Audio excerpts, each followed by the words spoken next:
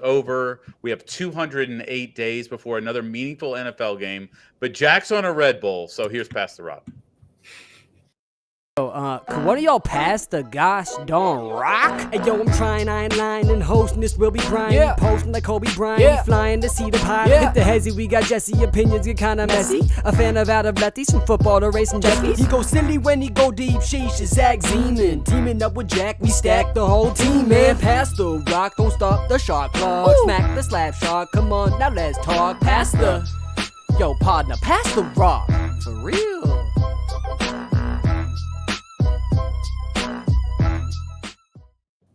So the question on everyone's mind, Jack, what time did the Super Bowl end in Spain? It ended, well, the game itself ended around 4:45, but of course, because I'm nuts, I had to sit there and watch the celebration and see the MVP and all that. So by the time I went to bed, it ended up being probably around 5:20. So yeah, I've had quite the day. That is amazing. I mean, I can't imagine being in another country during the Super Bowl and not watching it. But Yeah. that's like almost the perfect opposite and just a terrible time zone to be in. Yeah, Zach, what time probably did you go? Were you tucked in bed by 9:30 as usual? No. When I did watch Super Bowl 53 in Israel, I was there at the time, and I want to say I did not stay up for like the celebration. Honestly, the game was so boring. I don't remember the ending of it anyways. I barely remember that. So I'm gonna say as soon as the game ended, I went to bed. So that would probably be around 4:30ish, I'd say. Okay. Awesome. Well, you know what? It's over, but there's a ton to talk about. Jesse, I'm starting with you. Patrick Mahomes, 3 Super Bowls, 3 MVPs. Where is he in the GOAT conversation? I think at minimum, everybody has to have him at 3. I think right now it's Brady, and then you have your pick of Manning, Montana, Rodgers, anybody else that you feel really passionately about. And I would think Patrick Mahomes is above most of those guys. I would personally put him at 2.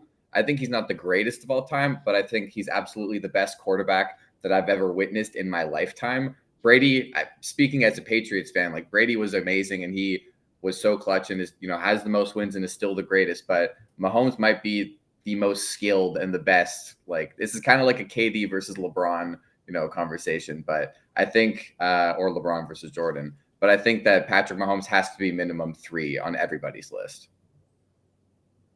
All right, Zach, is he 3 or better or worse? He's 2. He's absolutely number 2 in my book. The only thing holding him back is just more hardware. At this point, very similar to Jesse, he is extremely skilled. He is extremely talented. And you should take every meaningful game that we get to see of Patrick Mahomes. You should be honored to be able to watch that type of performance.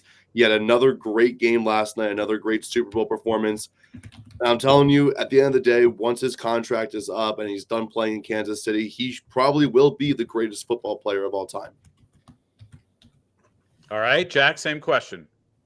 Look, I mean, I think the right answer to this depends on what your definition of GOAT is. To me, the GOAT is the greatest player I have ever seen step on a football field, and that is Patrick Mahomes. He is my GOAT. That might sound insane. I know he doesn't have the rings. He doesn't have the counting stats, obviously. He's only 28. But the best player that I have ever witnessed play football is Patrick Mahomes.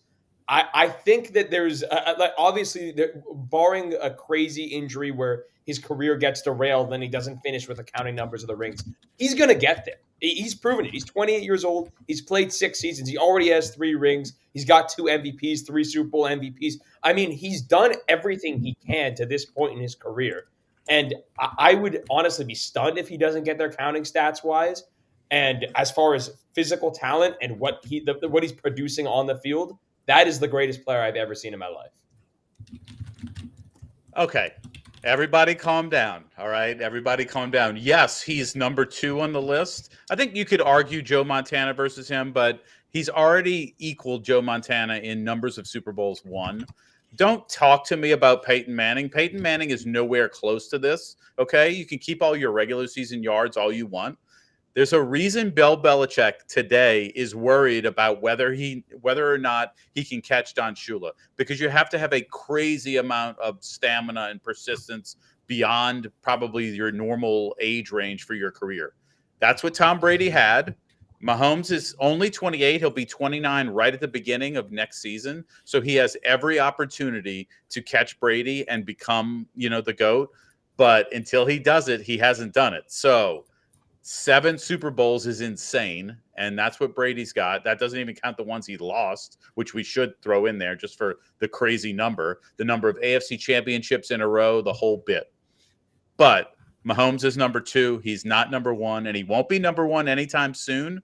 So let's just ease off a little bit about what's going on here, because I love what he did yesterday. I was rooting for him because as a child, I hated the 49ers, and that continues today. But the dude can get it done, but he's nowhere near Brady yet. Thoughts? I mean, I think if that's how you're going to look at it, that's fair to say. I mean, obviously, he doesn't have 7 rings. He doesn't have, however, the counting numbers, the all-time leading passer. It might be projecting to say this, but if he just continues to play how he's played, he will get there. I have no doubt in my mind. And it's fair to say that, yeah, he has to actually get there before you can put him number 1. I understand that. To me, my GOAT is the best player I've ever watched. And the best player I've ever watched is Patrick Mahomes. I don't know. I think the cherry on top of all of it is just that all 3 of these Super Bowls were all come from behind wins, and all of them they were never like the juggernaut favorite this year. I mean, it was San Francisco all the way, and San Francisco had a 10-0 lead at halftime, and they just didn't go away. And shout out to the defense for keeping them in it the whole way. I mean, it was never really more than a 10-point game after that. After it was 10-3, it was pretty close the whole way through. So. And also shout out to Harrison Butker and to Jake Moody for both having a pretty good, clean kicking game, lots of field goals. And it's funny, with all the discussion about Dan Campbell, whether he would have gone for it or not last week. I think that they really showed the value of the field goal in this game. There was, only 1 touchdown until the McCole Hardman game winner from the Chiefs all game long. And then suddenly, they end up with 25 points after being shut out for the first, 29 minutes of the game. So it was pretty spectacular to see them come alive in the second half. And I think Brian, you got to have them at least at 3 at this point. I know that you've seen a lot more Super Bowls and you have your Super Bowl book that you can live. And I think everybody else, needs to have him at least at 2, 3, no lower than that. Oh, he's at 2 for me. Like, don't mistake it. He's at 2. Like I said, the only quarterback I would even think about putting up there with him is Montana. There's certain situations where your number of Super Bowls doesn't equal your greatness. Like Terry Bradshaw, as an example, has 4 Super Bowls. And what is he, one of the 10 greatest quarterbacks in the history of the NFL? Probably not. But in this situation, the one thing Mahomes has to do is just stay healthy and keep this going.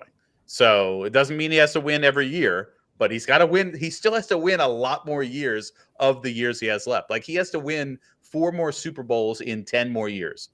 And that doesn't seem like impossible because it's Patrick Mahomes, but that is a dumb number to think about that he has to do. Yeah, but he's won 3 in the last 5. So it's not too far-fetched. And he's been to 4 in the last 5. Yeah. So and actually, the thing that I love the most about the Chiefs, though, is that even though they gave Patrick Mahomes more money than almost anybody else, they really are kind of building the Patriot way of we don't need Tyreek Hill, we don't need the $50 million receiver. Yeah. Sure, Miami, you can have him. We'll build back up somehow with all the different little bits and pieces and make it work. Getting McCole Hardman back from the Jets and MVS and all those little moves that looked questionable throughout the whole year. And then they all really came together. So I think that the Chiefs are also showing a sustainable way of winning. I mean, just get the quarterback and then everything else will fall into place. But I will say the one thing that did make Brady the greatest was him taking pay cuts and taking not the most amount of money so that other people on the team could all also eat, and then have 11 other guys who are all pro caliber guys because they could afford to pay them because they weren't shelling out, $750 million to Tom Brady. So that's one thing. And maybe I know Mahomes has restructured his contract to make it probably team friendly, and I'm sure he will in the future. Like he's richer than he'll ever need. So Yeah, And he just loves winning way too much, and that's the path. So looking at just direct like comparison of like awards and what each player has done so far in their career with Tom Brady and Patrick Mahomes. Of course, we know Brady 7 championships. Mahomes now is 3. Brady had 6 All Pros, which Mahomes currently has 3. Brady only won 1 more MVP than Mahomes currently has, as a 3-2. So that's actually a lot closer than I thought it would be. And Brady has 5 Super Bowl MVPs to Mahomes already 3. So on the pace that he's on, he's going to pass Brady in most of those categories, I'd say. I mean, it's hard to fathom any other player in NFL history winning 7 championships, but if there's anyone who can do it, it could be Mahomes. But yeah, I mean, at the pace he's on, I mean, Brady, a lot of those came in the back half of his career as well. I mean, he was just, I mean, especially in the Patriots system, they just built a second 3-title run in the 2010s. And Mahomes and the Chiefs still look as powerful as ever, despite our concerns with their weaponry, who is Mahomes going to throw to? Well, he had just enough people to throw to win another Super Bowl, and they can always improve in the draft. So right now, I think when all is said and done, Mahomes will be the GOAT. we'll see. All it takes is one injury, and all of that changes. But let's talk about something that very, very rarely happens in pro football, and it happened yesterday, which was a brand new rule getting tested out first in the Super Bowl. So overtime has changed. You don't just have to score a touchdown in the Super Bowl in order to end the game. The other team is going to get their possession. So, Jack, you love Kyle Shanahan. Why did the Niners elect to receive the ball when they were guaranteed a possession in overtime? I mean, look, I love Kyle Shanahan, but I will criticize him here. I'm not going to protect him at all costs. No, I think they messed this up, and I think the only possible explanation for this is that they just didn't know the rule or didn't understand the rule, because it doesn't make sense to me to receive the ball in overtime knowing that Patrick Mahomes is going to get a possession with a chance to win the game. With the slightest mess up. I mean, obviously the Niners would have went down and scored a touchdown, then I guess theoretically Mahomes would have only been able to tie it. But you do not want Patrick Mahomes to have the ball in his hands in a situation where he can go win his team the game, and then you don't have a chance to rebuttal. So to me, I don't know. The logical thing to do is you give him the ball first. Hopefully you get a stop. You probably don't. But if you give him the touchdown, at least you have the chance to answer. It doesn't make I'm trying to see his perspective. Like, I'm trying to understand why you would want the ball first. I don't know, maybe to intimidate him, start off with a good first impression. I don't know. To me, it doesn't make much sense. I think you have to be harsh on Shanahan here, because that's a rule that you have to know in a situation that you have to get it right. So, Zach, were you like me in the moment and thought, what should they do? Like, I hadn't even really thought of what I would do in that scenario until it happened. And I didn't actually hate it that they took the ball. There's also other factors of, was their defense tired and you wanted to give them a break? But what was your thought in the moment as far as what you would have done? Yeah, I kind of agree with that sentiment of thinking like, oh, maybe they want to rest the defense a bit more. I kind of understood like that mentality of it. I didn't really think about it too much in the moment. I was just like, oh, that's interesting. I mean, both teams get a possession anyways, but to me, if you're asking for the ball first, you need to score a touchdown at all costs, especially against a guy like Patrick Mahomes, who has the ability to take over a game whenever. So I'm not really as concerned with their decision to receive as I am with them not going for it on 4th and 4 inside the 15-yard line, which we will get to in a little bit. Go ahead, Jess. Any thoughts on taking? Yeah, taking I see the perspective. I mean, This is similar to the Dan Campbell thing of, I think that at the end of the day, the Niners were living by their philosophy of, they play with a lead. They do not come back from behind. It's not really who Brock Purdy and the Niners offensive identity has been all season. It's let's go run the ball down their throat. Let's be aggressive. Let's score, and then put the game in the hands of our defense. And they did that, and they only scored 3. And I do think that, you have to score some points, because if you score 0 and all Patrick Mahomes needs is field goal range with unlimited clock, then that's basically a death sentence anyway. So I think, this was who the Niners are. They want to start with the ball. They want to get up and then let the defense get the stop. And they got to 4th down. Like, they got the 4th down situation, and had they made the stop, the game was over. There was a few other 3rd down conversions. The big one to Rashee Rice on the drive, another one to Kelsey. And they had the 3rd and medium, 3rd and long situations, and their defense was one stop away from winning a Super Bowl. So was it the wrong choice in hindsight? Again, probably. And I think when you have Patrick Mahomes on the other side of the ball, if I'm the coach, I do not want him having the ball last in a clutch situation. That's where he thrives. He's literally going to be the greatest sorry, my cat is going crazy. He's going to be the greatest of all time when it's all said and done, because he thrives in those situations. And if you're Kyle Shanahan, give Mahomes the ball first, and then, you are putting the game in the hands of your defense, because then if your defense gets a stop or a fumble, or with how this game going, another low snap that goes between his legs, and suddenly you have the ball on the Chiefs 20-yard line and you win the game. So I think the defense was probably gassed, and they were getting absolutely shredded on the last drive too. They were pretty locked down the whole game, and then in the 4th quarter, they started to figure things out, and the Chiefs offense was kind of rolling. So I can see wanting to give them time, but it's all hindsight now. And I think at the end of the day, the Niners are not a team to come back, but also you don't want to give Mahomes the ball last. Yeah, I think there's a little bit of a flaw in the rule. Like, I was thinking about this earlier today. What if the 49ers say we're going to kick off, and then they kick an onside kick? Okay. If you don't get it, then the other team's got the ball. Granted, they're right at the 50 or whatever, but they still have to go down and score. It's not like college rules where they only have 25 yards. If you get it, they don't get a possession. That was their possession. Then all you do is go and kick a field goal. But I think that you're Madden, brilliant. That's what I do on Madden, Brian. I actually always onside kick in that situation when I know I'm getting the ball back, because exactly that. I know that it's most likely that if you're a good offense, you're going to get 3 points. Like, you're going to get at least 3. Right. You might not get 7. And then I know, what you need when you go down the field. And if you truly believe that your defense is with the best of the best, put them out there and know what you need to get. So I think the onside kick is a brilliant idea and an untapped potential. Yeah, but as far as what you're saying about it being unfair, I don't think that's unfair. If you have the balls to go out there and kick an onside kick, which, by the way, you have a very low percentage of chance of recovering. But if you have the balls to go out there and don't let Sean Payton doesn't deserve another possession. unless you're the Saints on February 7, 2010. There you go.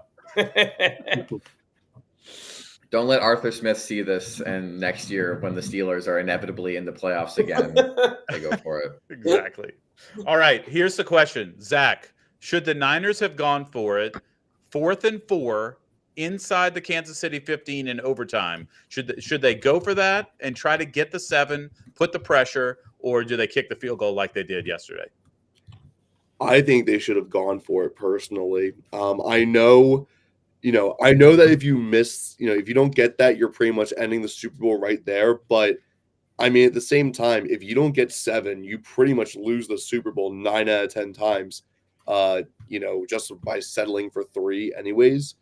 I mean, you're asking your defense, who, gassed or not, Mahomes has been able to work against them very well in the second half. He knows what he's up against. He knows how to dissect them. And the Chiefs are built for those kind of moments. You want to put as much pressure as possible on them, and you need to get 7 points. I think you should have gone for it, honestly. Get the first down, run it in for a touchdown. Use CMC to your advantage. I probably would have just handed the ball to CMC. He can get 4 yards. I mean, he was tearing up he was tearing up the Chiefs defense the entire game.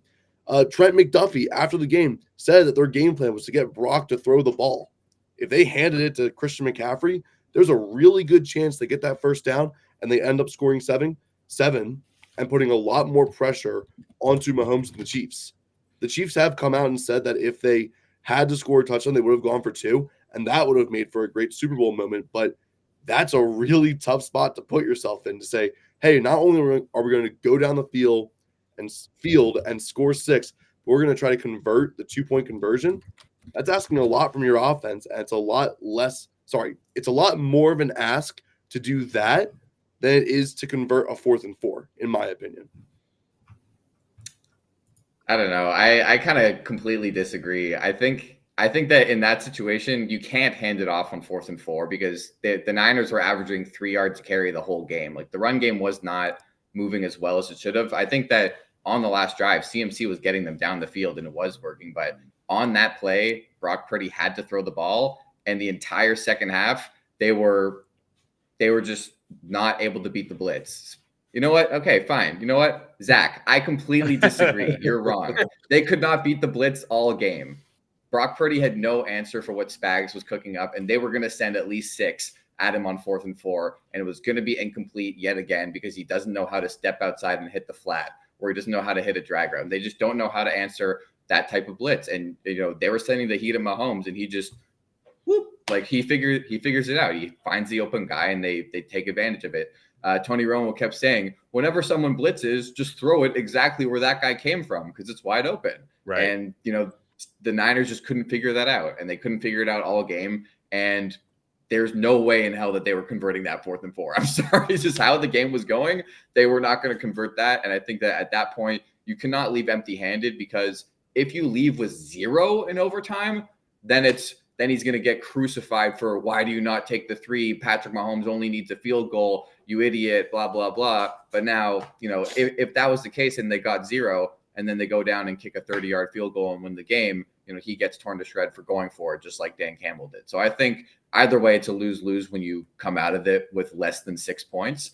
But in that situation, you have to, I think 4th and 4 is long. If it's 4th and 1, 4th and 2, you can go for it. But they were going to have to pass the ball in that yardage distance, and Brock Purdy couldn't beat the blitz all game, and especially not in that quarter. And with Deebo Samuel's hamstring being tight and Brandon Ayuk being kind of a non-factor, and George Kittle was pretty much invisible most of the night. I mean, it was hard. And maybe it should have been 4th and Jawan. And I think he was open on the 3rd down before that, but the heat just got to Brock Purdy again. So it's tough, but I don't think at the end of the day you can go away with 0 points there. Yeah, but I mean, at the same time, though, like when I saw the kicker trot out, I looked at my friends and I was like, this game is over either way. He makes the field goal, Mahomes goes down to score, and the Chiefs win. He misses the field goal, the Chiefs get the ball, Mahomes goes down to the field, scores, and wins. Like, 3 points, the game was over either way. I think the only way that the Niners were winning the Super Bowl is if they picked up that 4th down. So to me,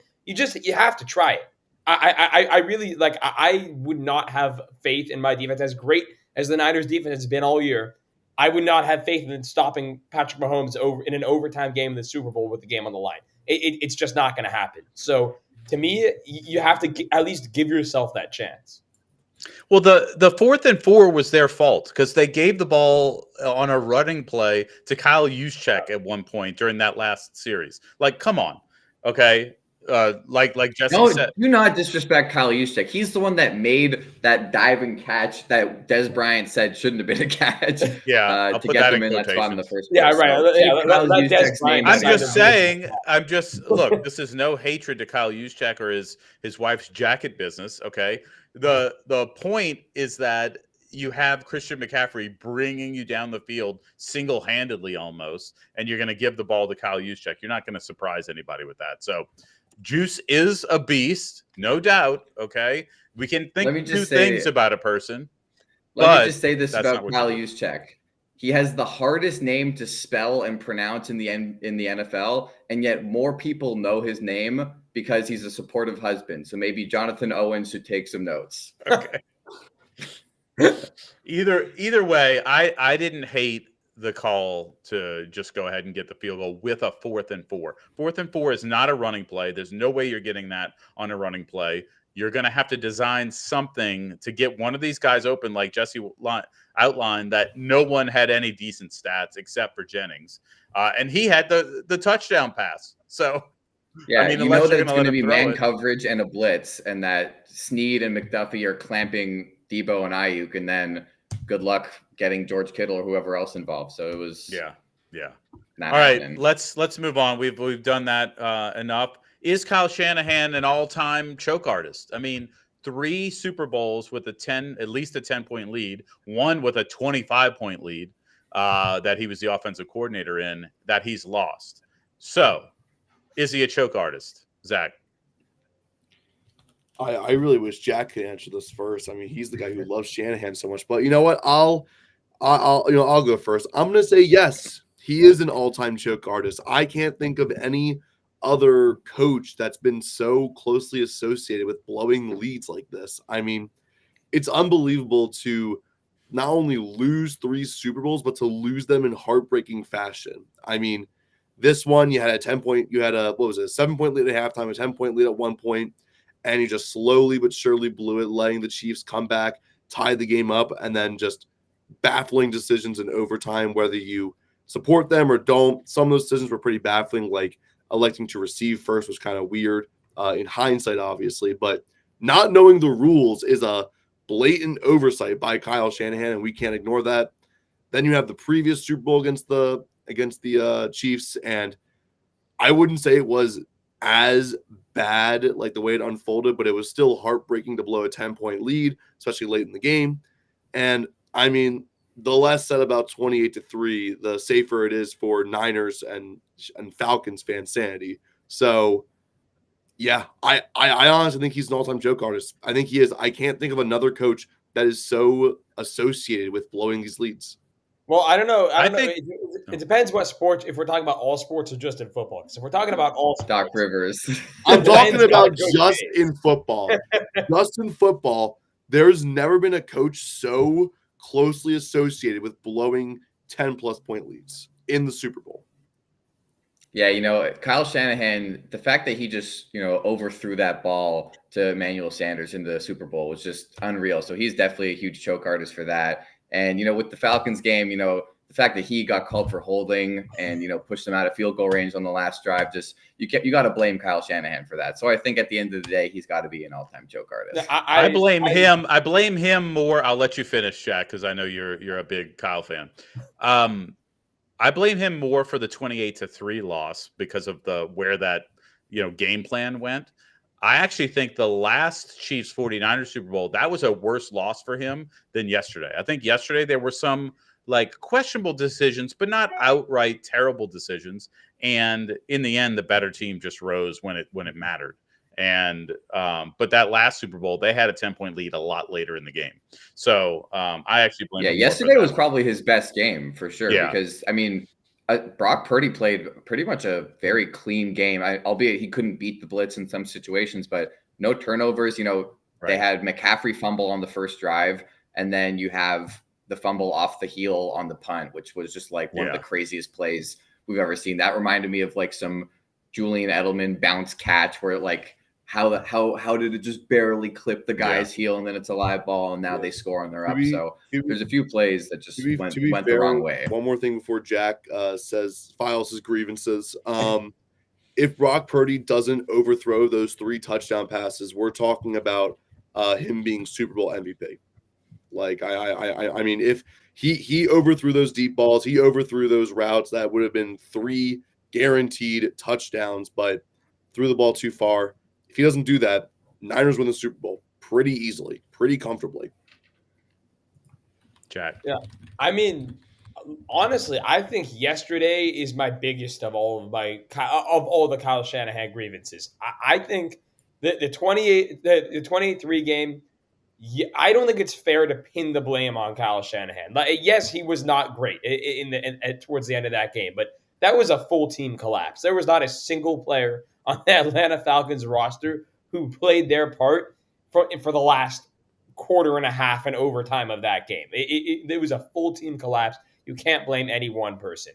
I think the previous Niners Chiefs Super Bowl, I don't think Shanahan. Again, my memory's a little fuzzy from that game, but I don't think you can.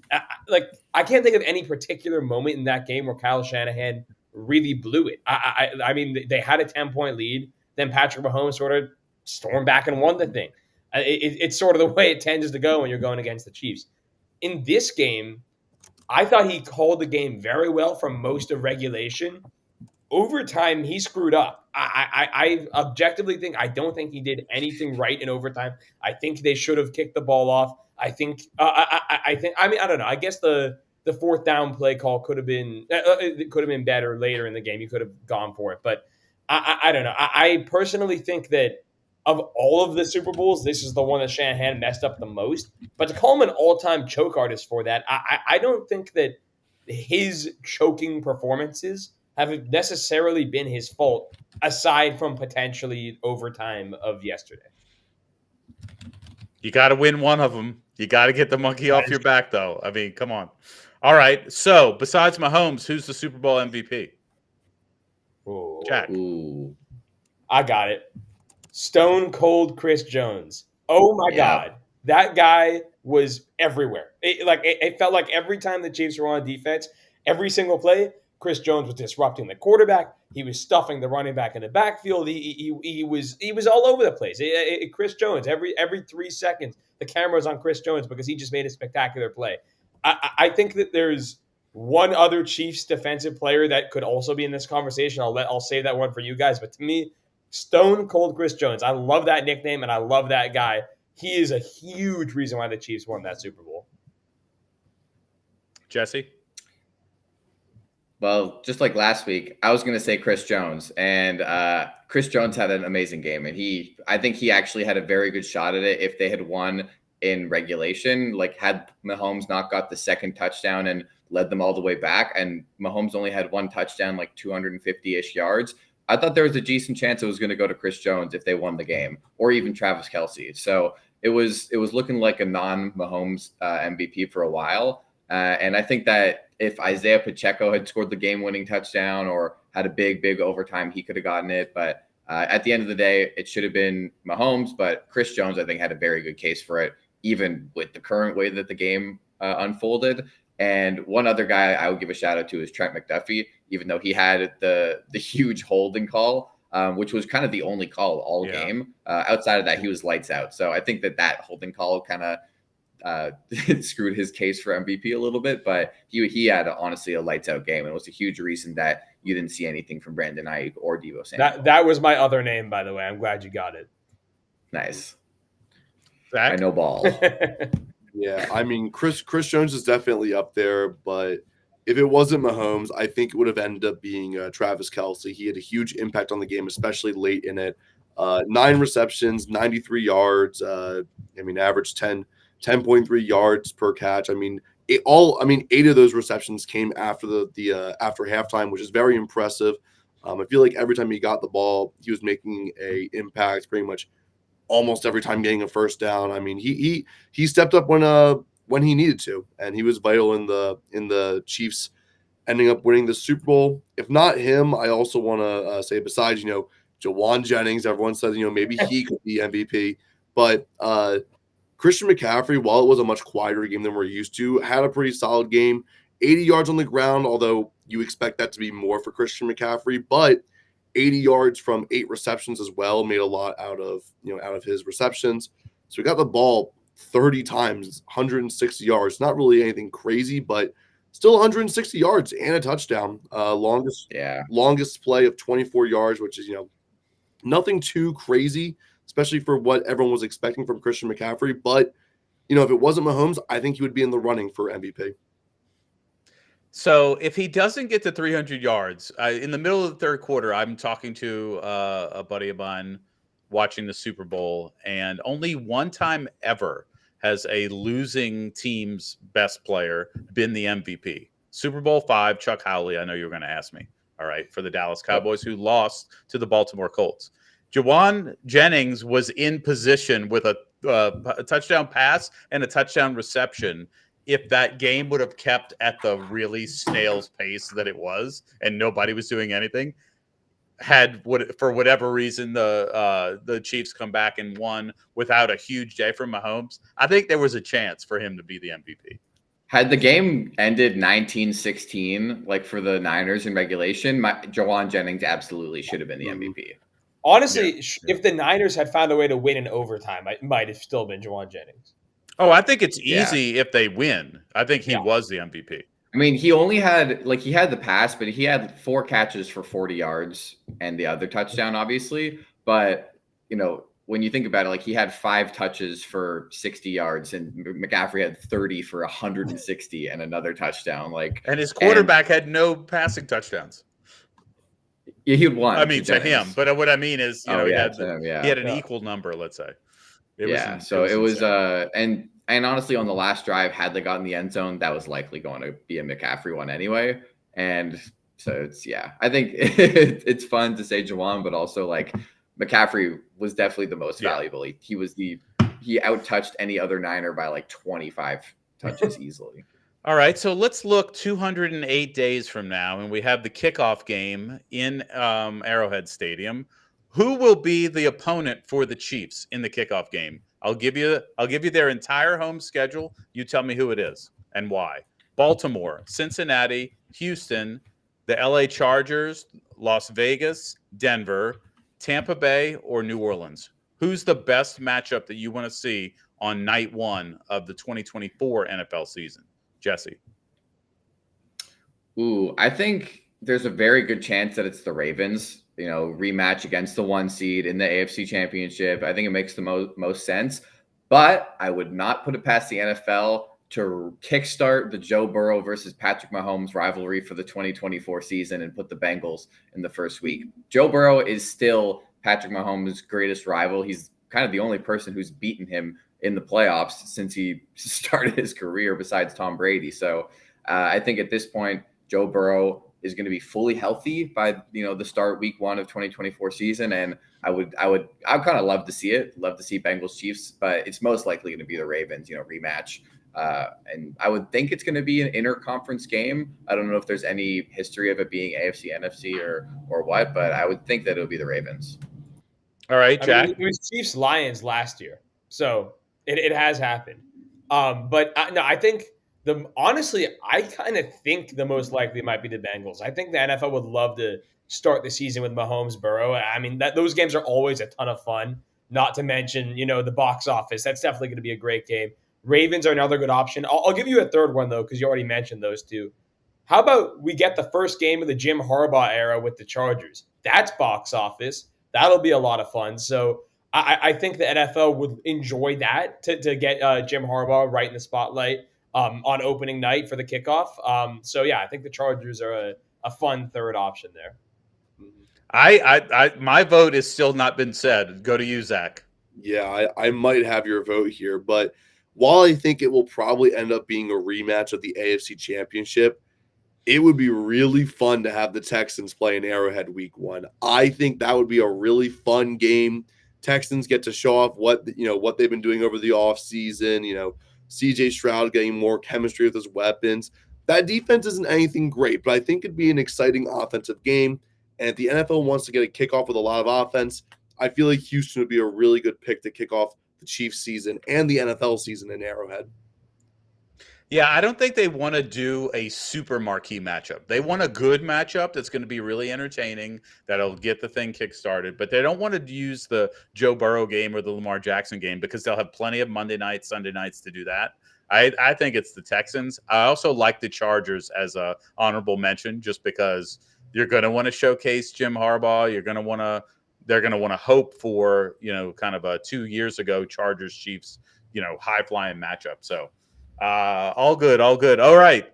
Way too early Super Bowl predictions. So who will win the Super Bowl next year? You can't pick the Chiefs because that's not any fun. So, Jack, anybody but the Chiefs. Anybody but the Chiefs. Okay. It's sad. They didn't make it not fun. You know what? This is a fun pick. We're all about fun here. Let's go with an incredible bounce back season and fun run from my pick from the preseason this year, the Cincinnati Bengals. I think that this year was the perfect storm of a slow start, a brutal Joe Burrow injury. Everything just fell off the rails, and they still finished 9-8. This is a really good team with a healthy Joe Burrow. They just need it. They just need a clean slate. They need a fresh start, and they're gonna get that. This team is going to be back next season. They're going to be one of the top dogs in the AFC again. And in my opinion, I think they're the immediate top contender to the Chiefs in the AFC. I think that's a fun and potentially I could see it happening. So I'll go with the Cincinnati Bengals. Gotta hope that they keep T. Higgins, Yeah, that's true. it's a big choice for them. I'm gonna say that it is the Detroit Lions. All right, I think that they're gonna be knocked down and they're gonna come back and bite that second kneecap and get back to the Super Bowl. I think that Detroit showed a lot of promise. I think Ben Johnson staying and sticking around instead of leaving for a head coaching job is huge. That offense is so young and they're all just getting into their primes. I mean, Jahmyr Gibbs had an awesome year. David Montgomery had an awesome year. Amon-Ra St. Brown had an all-pro year. And, you got Sam Laporta being one of the best young tight ends. And Jared Goff is very capable of leading that ship. I mean, they were a few very, very small mistakes away from making the Super Bowl. And I think that they still are built for that and that they can get there. The defense is also very young. And I think maybe if they can get somebody in free agency this offseason, somebody who wants to join a fun, young, competitive team, we'll see what they can do. So I think Detroit's going to be right back there next year. Hey, I mean, if we're talking teams that have good free agency pitches, who would not want to play with the now two-time MVP Lamar Jackson? Give me the Ravens as next year's Super Bowl champion. I love seeing Lamar and what he's been doing. I think they need to add maybe a experienced weapon for him, like a pretty skilled wide receiver, to lead that wide receiver core besides Zay Flowers, who looked really good his first season, but I think getting a veteran wide receiver in there would really help them out, help Lamar out as well, maybe even help the running game depth a little bit. But that defense, I mean, that's arguably top 3 defense in the NFL as it stands right now, and they could improve in the offseason potentially if they'd like to. I mean, the Chiefs have a lot of free agents, and I wouldn't be shocked if Baltimore got 1 or 2 of them. So give me the Ravens as next year's Super Bowl champion. All right. Nobody took my pick. Again, well, last time Zach took my pick at the end. The Philadelphia Eagles. What are we talking about? They almost won the Super Bowl 2 years ago. Last year.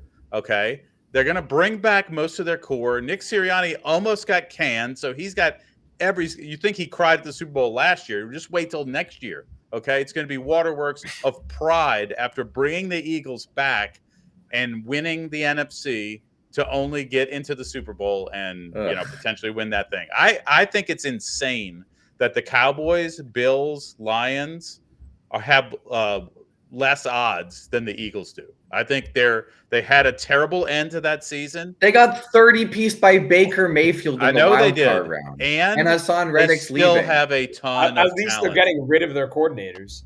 Yeah, they have a ton already of did. talent. We already did. I mean, it wouldn't surprise me if the Eagles win the Super Bowl. Why do I have to hear this and it's not even coming from Zach? I know, right? I mean, the only thing I'm concerned about right now, especially Hassan Reddick leaving is like a big red flag. But of course, build through the draft, get people to replace him in the trenches, like that could be remedied pretty quickly. But I mean, it's all about what the new coaching staff is up to. I mean, Kellen Moore runs a very solid offense, but is it enough to put the Eagles over the top? I'm blanking on who the new defensive coordinator is right now. But, I mean, a lot of questions with the coaching staff. That's the main concern that I have for my own Eagles. Yep. Well, we'll see. All right. Typically, a third to a half of the playoff teams get, if you make it, you don't come back. And if you didn't make it, you replace those teams. So I want you to think about the 14 teams that made the playoffs this year. Name one that won't make the playoffs next year. Jesse. The Pittsburgh Steelers. Get out of here. They didn't deserve to make it in the first place. They should not have been in the playoffs. They did not belong at all. I think they were by far the team that, stuck out like a sore thumb in the AFC playoffs. So I think they didn't deserve to be there. And it's just they're going to have Ryan Tannehill next year. Someone's echoing. It's not me. I don't know who there is going to be the starting quarterback next year. We have yet to see what's going to happen, with the rest of the team. So Pittsburgh Steelers are a 100% not making the playoffs next year. All right, Zach. Yeah, while the Steelers definitely are the real standout there, I'm going to say I'm going to go on a limb and say that the Rams will not make the playoffs next season. I mean, that's a group that when you look at them, they have all the upside in the world to make it again next season. But like you said, things just happen. It's the NFL. It's unpredictable. And they're still in a pretty competitive division alongside the Seahawks. I can see the Seahawks definitely with their new coach being able to improve upon last season and sneak by the Rams to get into the playoffs. Jack. I'm all about fun picks here, so I'm not going to go with an easy one. I'll take the Cleveland Browns. I think that the Deshaun Watson disaster continues into next year. We don't have the Joe Flacco insanity run anymore, so I think this offense will look worse, frankly, without him. And while this defense will still be very good, I think they had a borderline historic year this year. I think it's unlikely that they're quite as good as they were again. Still probably a good unit. You still have Myles Garrett. But I think that the offensive woes will continue with Deshaun Watson at the helm, and that holds them back in a really competitive AFC.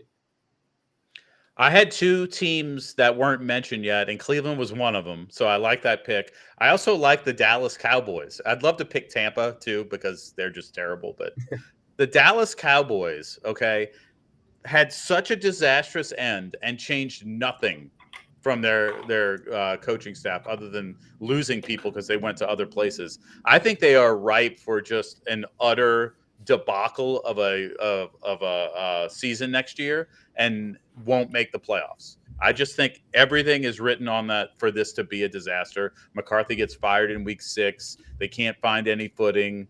Dak, either quits or gets injured early. I think everything is on the table for the Cowboys to have a disastrous season. All right. I will pray to all of that, but the injuries suck. They do. Okay. Yeah. Don't pray for injuries. No. All right. Let's do a little NBA stuff. Jesse, let's fire it over to you for some NBA action. All right. So, interesting trend in 2020 and 2023. The Chiefs won the Super Bowl and the Heat made the NBA Finals. Does that continue in 2024? Are we seeing the Miami Heat in the finals? I wish David were here. Yeah.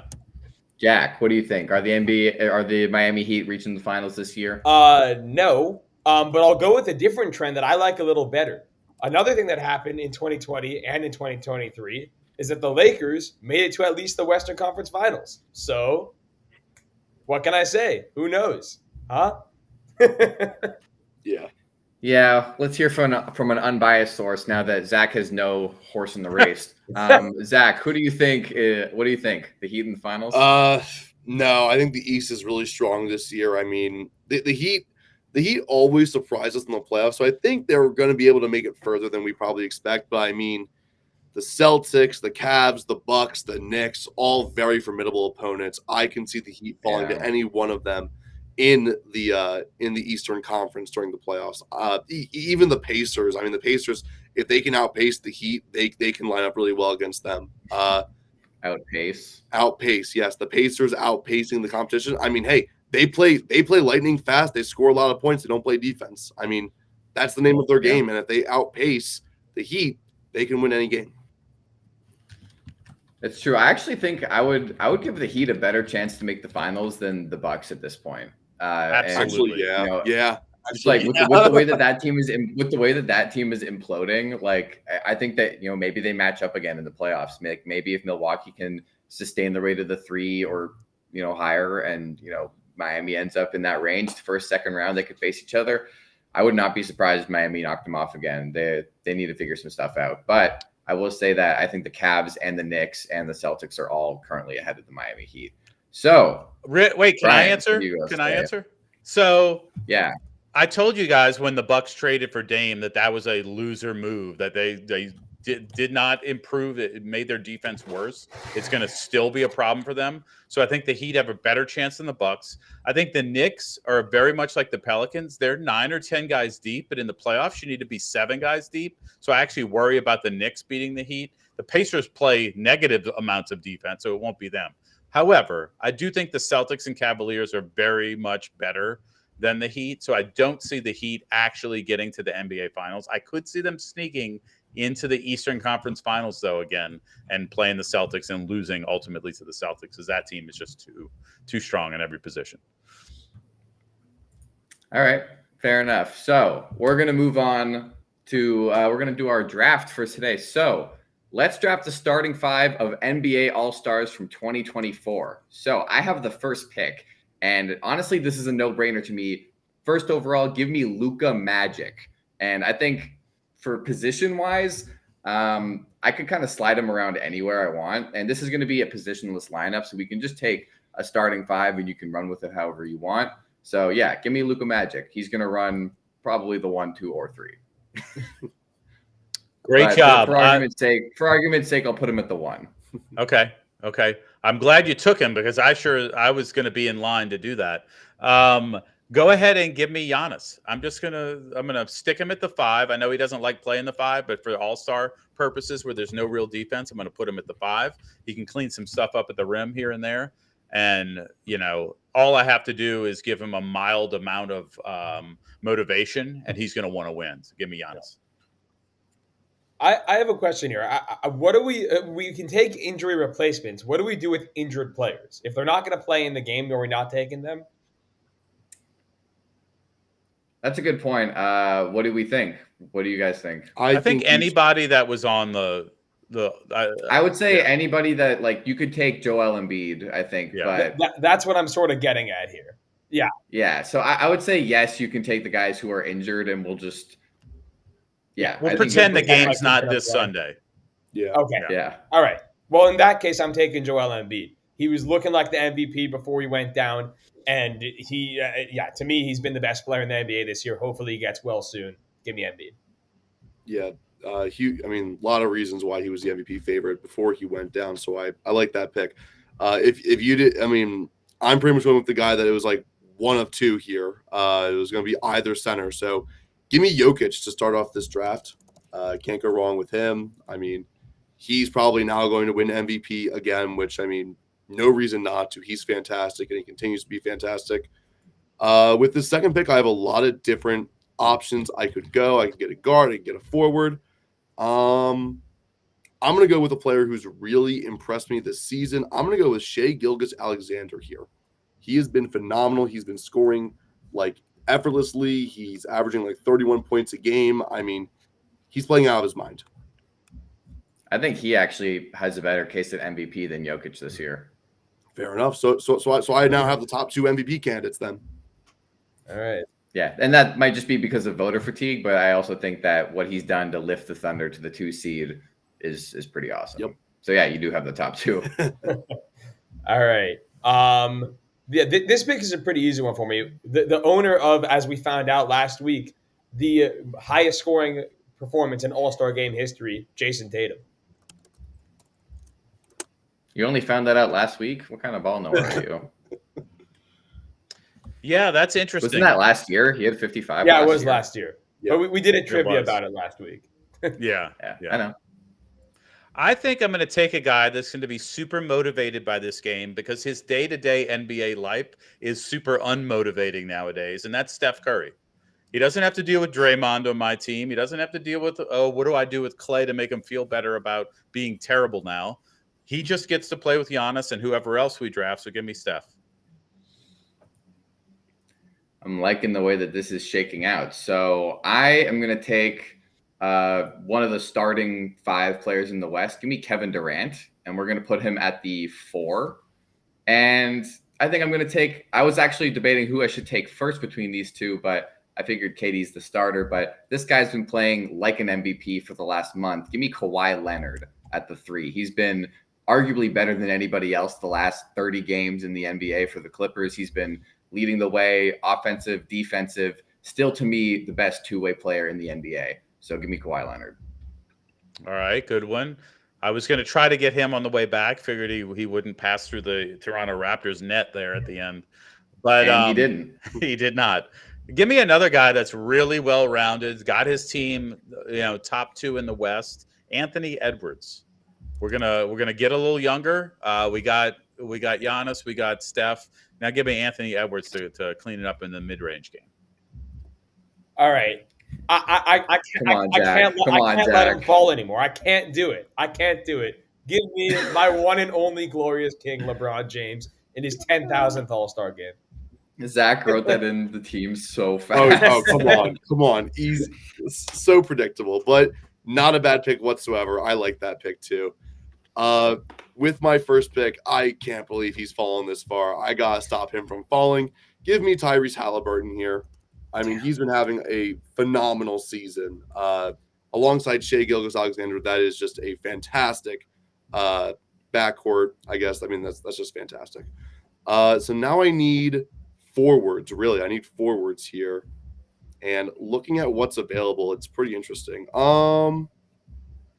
You know what? I'm gonna go with Anthony Davis. I'll go with LeBron's teammate. I'll go with Anthony Davis to get a really good four right there. He doesn't have to play the five. I thought I was gonna get him. I thought he was. Hey, gonna he fall doesn't back. he doesn't like to play the five either, but he's playing the four this time. Jokic is the five. So there we go. There we He's go. cooking. All right. Oh, I need some guard play here. I'm debating between two guys. Which one is more likely to fall back to me? I don't know. I honestly don't think either of them will fall back to me. So, you know what? I'll go with the guy. He's been cooking lately. He's been on a tear. Give me Jalen Brunson. He's been out. No! Oh my god! I was gonna pair him up with his buddy Luca, and we were gonna be so good. My dreams just got shattered 2 picks in a row. Well, I'm going to go with a guy that's got better stats than Jalen Brunson. He's got 28 points a game, 7 assists per game, and almost 5 rebounds. Give me Devin Booker to be my other guard.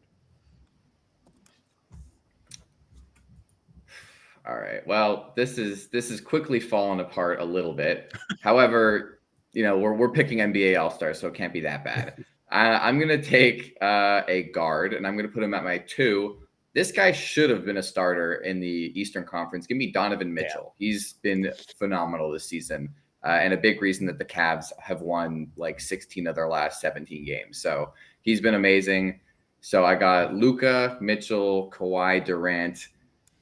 History would say I should take a big man, but I don't even know if I want to do that. So there's a lot of guys off the board here. I am just going to go ahead and I'm going to take a young guy, and we're going to slide everybody down one spot and give me Tyrese Maxey. We're going to put him at the helm. He's going to have to take control, you know, now that Joel Embiid's out. He's going to have a huge second half of the season. He's had a huge first half. So we're going to slide everybody down a notch and do, you know, Maxey, Luka, Mitchell, Kawhi, KD. A little small ball, but if this was 2K, nobody's touching me. I like the idea of going a little younger, and I'm going to do the same thing. You know, we have some veterans on my team already, so give me Paolo. We're going to round out the team with Paolo. He's got he really has that competitive edge that we're going to need, especially in an All-Star game. Between him and Giannis, we're going to be set with that, and I'm excited about this team. All right, I could use another guard here. I've already got a bunch of forwards. I don't love the. You know what? This hurts my soul to do this, but I'm going to take Paul George. I think he's probably the best overall player on the board. He fits what I need here, so I'll take PG. I really wanted that theme music. I really wanted his theme music. Took it away from me. Love his and theme. Brian got the Orlando Magic, so.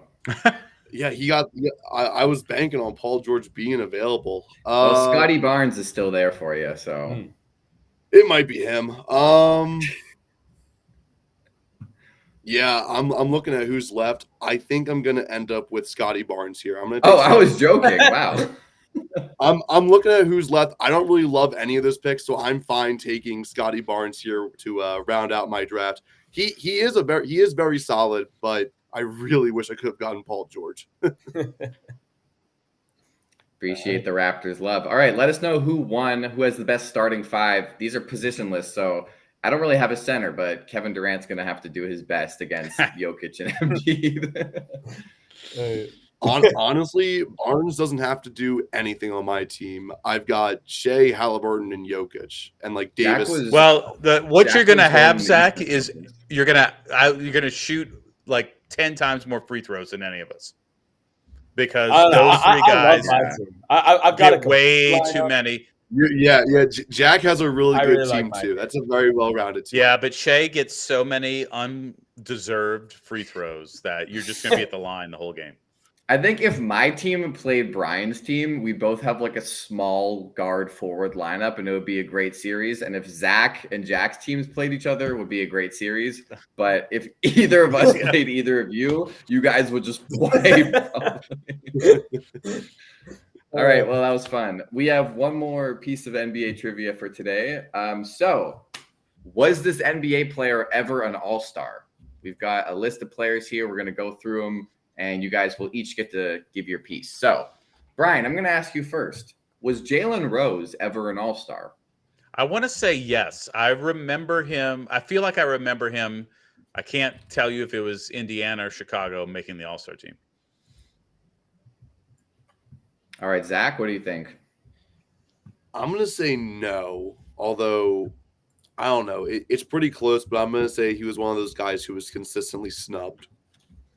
Yeah, it's a little before my time, so I'm not entirely sure. But on the principle of Kobe cooking him forever and ever, I'll say no. So Jalen Rose, who was the most improved player in 2000, has never been an All-Star. Let's go. So Zach and Jack, you guys each get 1 point. Good work. All right, next player. Jack, coming to you first. Zebo, Zach Randolph. All right. He was really good in his day. I don't know if he was ever an All-Star though. Like I feel like all of those Grizzlies, aside from Marc Gasol, just like never made it, but they were all really good. I think I'm gonna say no. It would be a damn shame if Zach Randolph was not an All-Star. I'm gonna say he was an All-Star at least once. I think you remember Zach Randolph and you think probably not, but I'm going to say yes too. I think he did make it once. Zach Randolph is a two-time NBA All-Star and one of the more decorated Memphis Grizzlies, and he deserved it. Junkyard Dog, he was a beast. So It was. I'm glad that he was an All-Star because, like Zach said, ain't no way Zach Randolph has never been an All-Star. Next up, Zach, we'll go to you first. Andrew Bynum. Andrew Bynum. I feel like I remember him being an All-Star. He's one of those guys who you wouldn't think would ever be an All-Star, but I'm going to say he was a one-time All-Star, maybe even like a replacement or something. He was an All-Star. All right, Brian. No, I was hoping Jack would go next because he would probably know.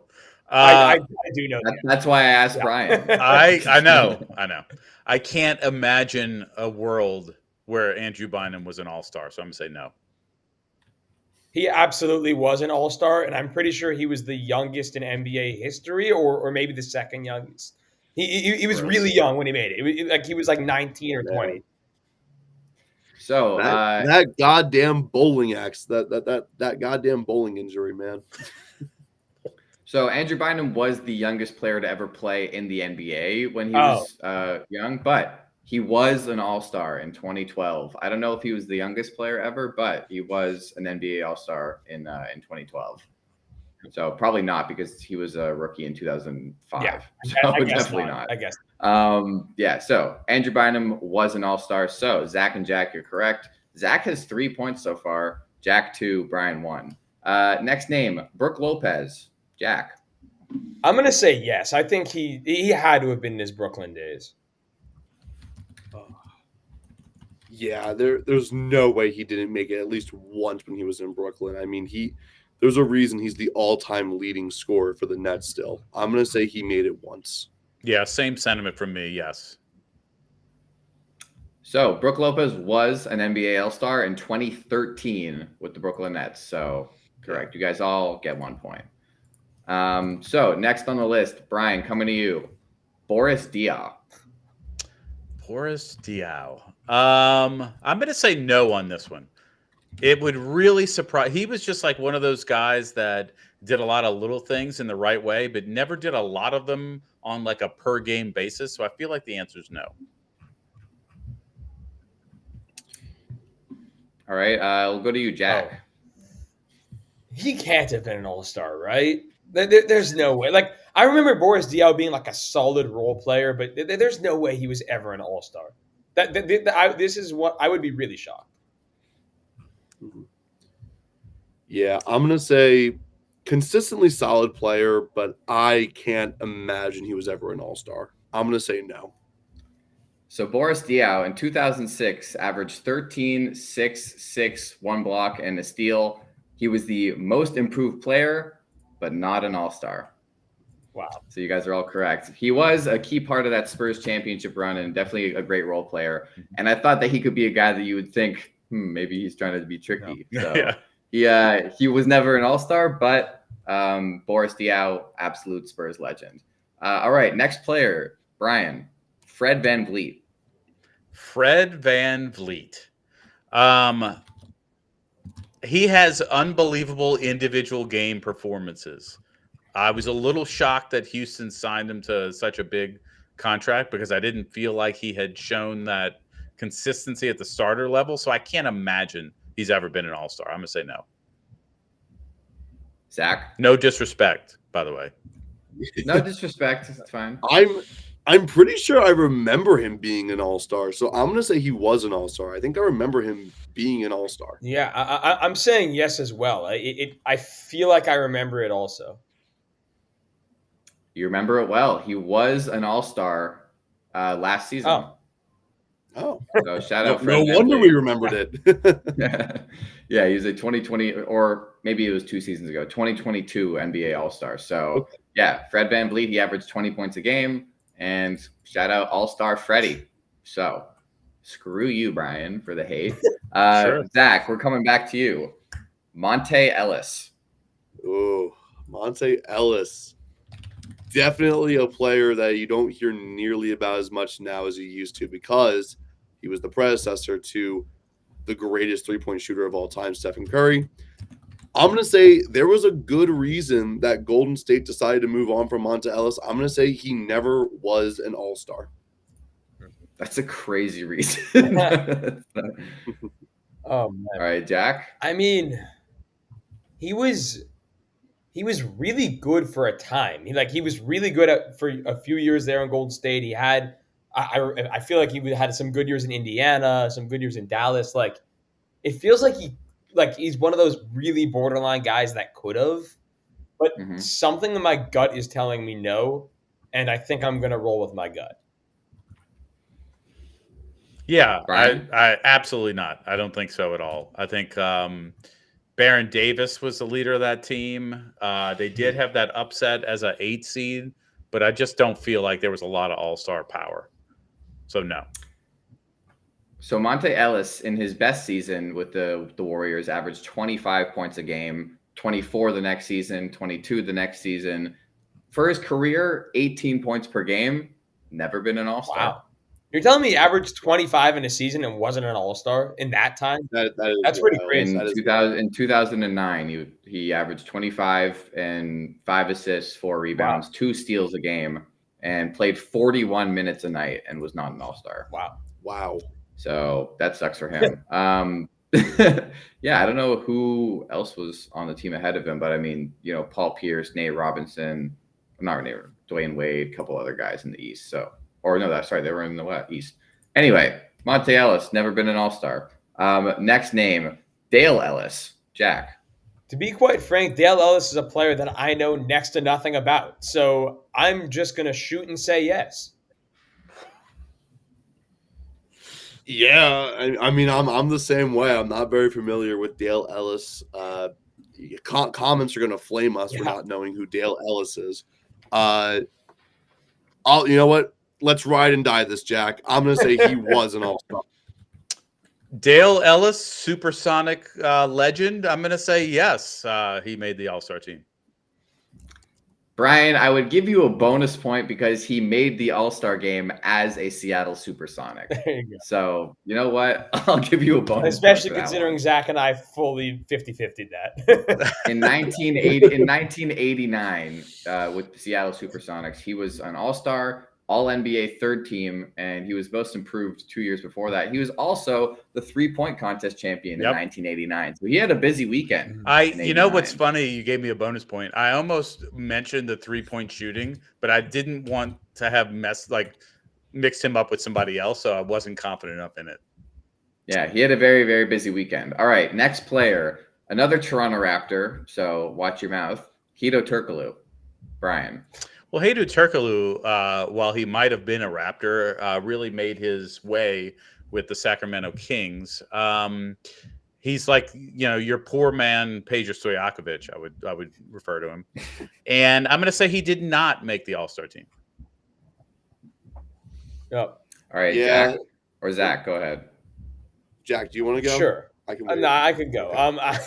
I actually like that poor man's Peja Stojakovic. It's pretty funny. He had some good years there. He also had some good years with Orlando, but I feel like he was never like a number one guy for sure, but not even really number two. He was always just like a good number three. I don't think that was ever good enough to be an all-star, so I'm going to say no. That is exactly my thinking right there. I can't think of any teams led by Hedo Turkoglu that had major success, or any teams that he truly led at all, for that matter.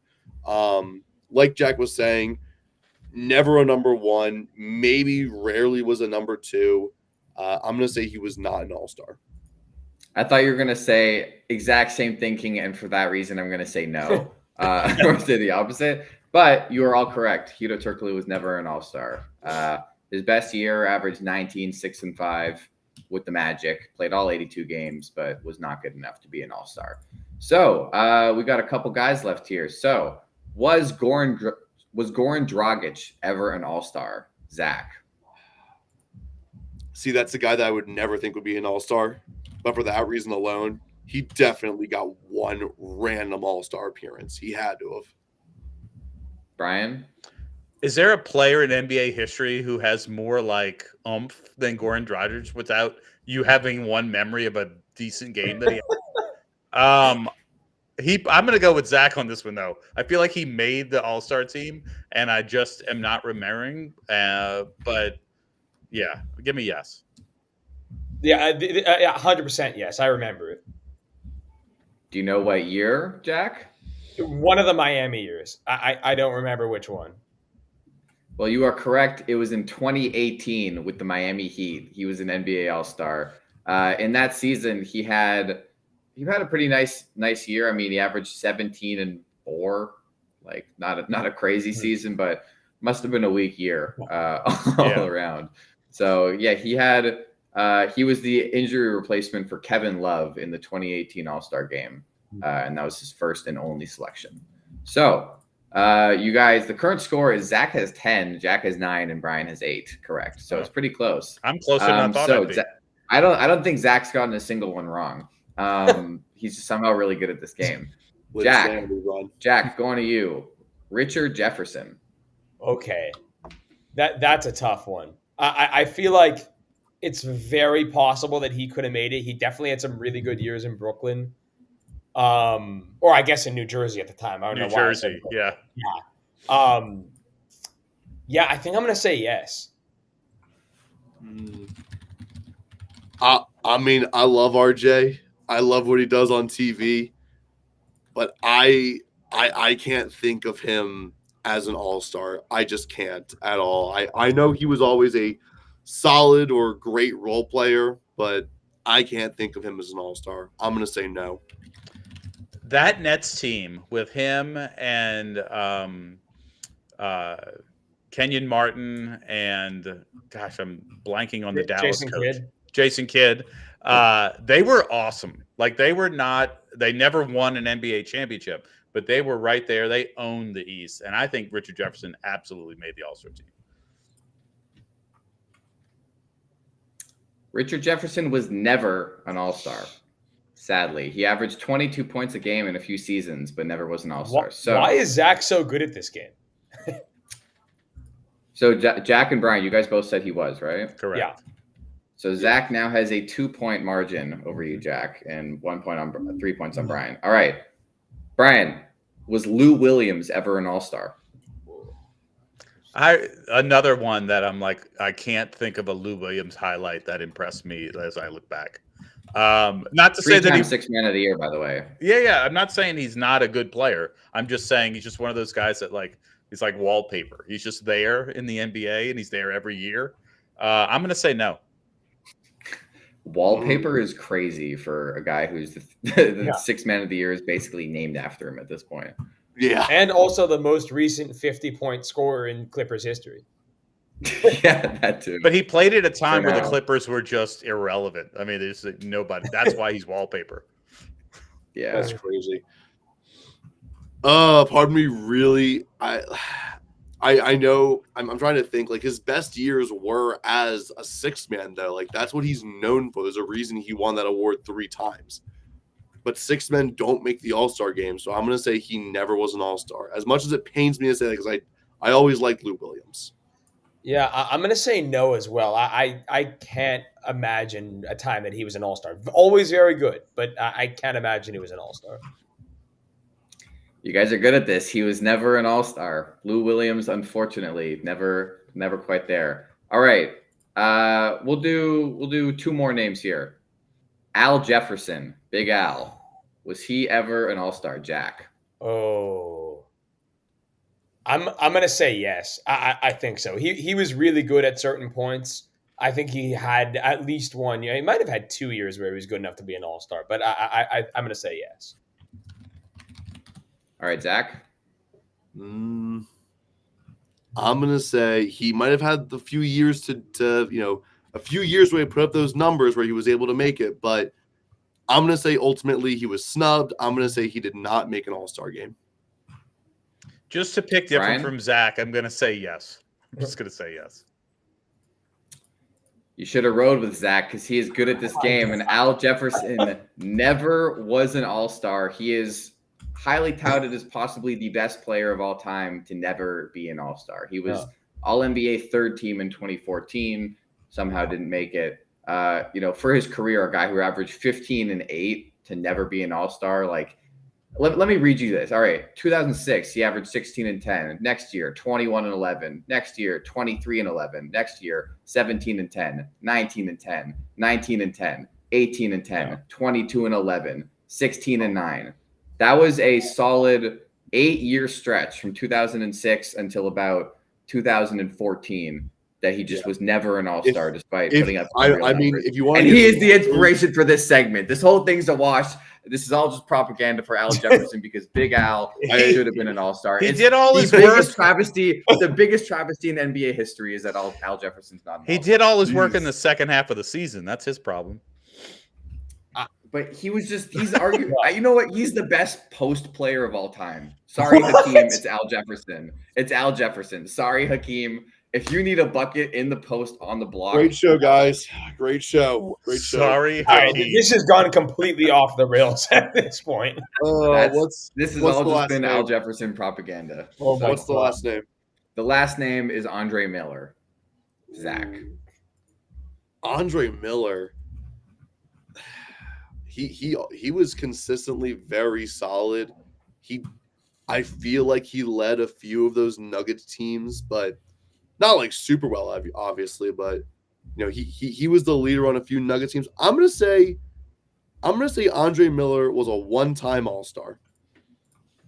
All right, Jack. I'm gonna say yes as well for a really weird reason. I feel like I remember like an NBA 2K15 throwback All-Star My Team card of Andre Miller. Oh my God. I don't know why, but that just feels like it's in my head. So I'm saying it. That's awesome. That's an awesome reason, though. I love that. Andre Miller was like the Trae Young of his day. He made the All-Star team. His team never did anything. I'm gonna say yes. You guys were actually all wrong. He was never Really? an all-star. He had some No. sort of a Ruby card in NBA 2K15. He did. I remember that Ruby. He had there was like an Onyx card. It might have been like some type of throwback, but it was not an all-star one because he never made the all-star game. And despite from 2000 to 2011, he averaged 14 points, 7 assists, 4 rebounds, 35 minutes a game for a decade and never made the all-star game. And he was just probably a guard in the East when there was a lot of other good guards in the East, and just never quite made it. He was on the Cavs for a while. I mean, he was also on the Clippers for a while. So Andre Miller, never an all-star, sadly. Could not finish the perfect run. Actually, he was only on the Clippers for 1 year. Was that the only one you got wrong? I think it is. Wow. I think it might have been, but that was insane. And shout out Andre Miller and shout out Al Jefferson. Greatest post player. That's all for today. Show's over. We'll be going to the NBA All-Star Weekend, so we'll get to see firsthand our All-Stars. Jack, you'll have to settle for Barcelona. Oh well. Sorry, but there were no direct flights from Barcelona to Indianapolis. Unfortunately. I don't think there are any So- direct flights to Indianapolis from anywhere based on our Yeah. travel. Yeah, It's hard feels to- like it. hard to get there. So we're going to be having a great time at All-Star Weekend. We're going to have lots of fun content. If any of you watching this are in All-Star Weekend, come find us at the NBA crossover event on Saturday. We'll be going to a lot of stuff, lots of fun. Or find us at a steakhouse on Saturday night, because that's where we're going to be. So Really? maybe it's Fogo de Chao. Maybe it's somewhere else. We'll see. To be Anywhere TBD. Wow, now I might Brian- fly from Barca to Roll the tape, Brian. And just as a bonus, I'll be wearing my Peja Stojakovic jersey. Thank you very much, and goodbye.